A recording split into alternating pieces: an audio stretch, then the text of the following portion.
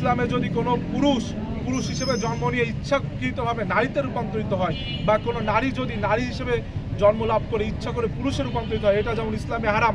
আমরা একইভাবে মনে করি যারা কখনো নিজেদেরকে সাধারণ শিক্ষার্থী, যারা কখনো বিভিন্ন সংগঠনের সভাপতি সাধারণ সম্পাদক বলে আবার কিছুদিন পর রূপান্তরিত করে ইসলামী ছাত্র শিবিরের নেতা বনে যায়, এটাও হয়তো বা ইসলামে যদি তৎকালীন সময় থাকতো এটাও হারাম বলে পড়ি। বৈধ আইডি কার্ড ছিল, তারা পরবর্তী দিন যখন ক্যাম্পাসে হলে উঠতে যায় তারা বলেছে যে আমরা সাধারণ শিক্ষার্থী, আপনারা এখন হলে উঠতে পারবেন না।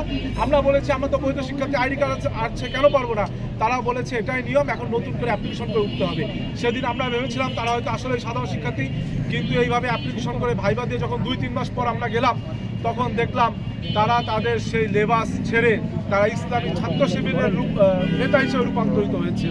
আমরা মনে করি ইসলামে যদি কোনো পুরুষ হিসেবে জন্ম নিয়ে ইচ্ছাকৃতভাবে নারীতে রূপান্তরিত হয় বা কোনো নারী যদি নারী হিসেবে জন্ম লাভ করে ইচ্ছা করে পুরুষে রূপান্তরিত হয়, এটা যেমন ইসলামে হারাম। আমরা একইভাবে মনে করি যারা কখনো নিজেদেরকে সাধারণ শিক্ষার্থী, যারা কখনো বিভিন্ন সংগঠনের সভাপতি সাধারণ সম্পাদক বলে আবার কিছুদিন পর রূপান্তরিত করে ইসলামী ছাত্র শিবিরের নেতা বনে যায়, এটাও হয়তো বা ইসলামে যদি তৎকালীন সময় থাকতো এটাও হারাম বলে পড়ি।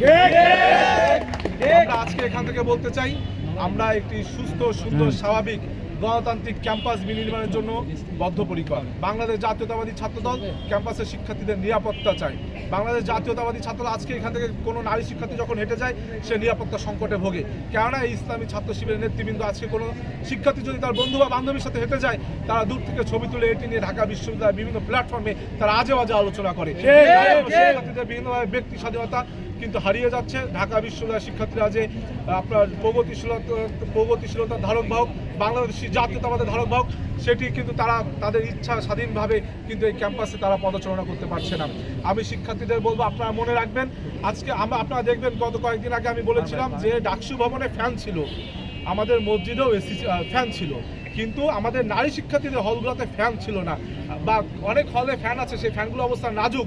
আপনারা দেখেছেন গতকালকে রোকে হলে একজন শিক্ষার্থীর মাথায় ফ্যান ভেঙে পড়ে সেই শিক্ষার্থী আহত হয়েছে।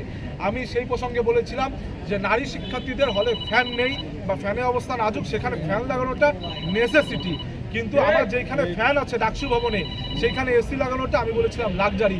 কিন্তু একটি ভুয়া ফটোকার্ড ছেড়ে তারা লিখেছে আমি নাকি বলেছি মসজিদে এসি লাগানো লাক্সারি।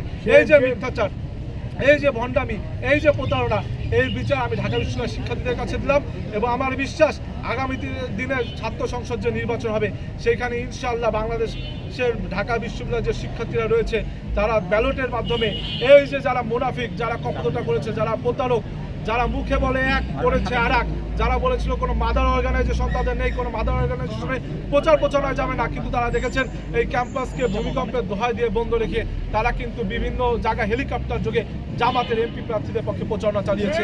আরেকটি দুঃখের বিষয়, এই ডাকসুর তথাকথিত ভিপি সাদিক কায়েম গতকালকে আদ্দিন হসপিটাল নিয়ে একটি বক্তব্য দিয়েছে, স্ট্যাটাস দিয়েছে।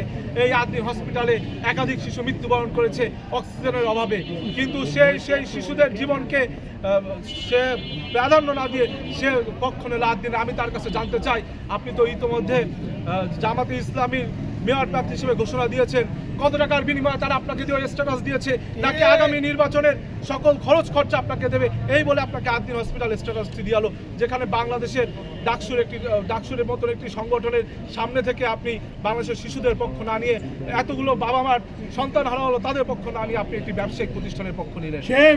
সকলকে আমরা ধন্যবাদ জানাচ্ছি এবং আমরা ইসলামী ছাত্র শিবিরকে বলতে চাই, তাদের যেমন জামাত শিবিরকে বলতে চাই 71 সালে মুক্তি পেয়েছেন, মাপ পেয়েছেন, কিন্তু 2026 সালে বারবার অন্যায় করবেন, মাপ চাইবেন না, আপনারা কিন্তু আর রেহাই পাবেন না। শিক্ষার্থীরা কিন্তু আপনাদের রেড কার্ড দেখাবে। আজকের মতো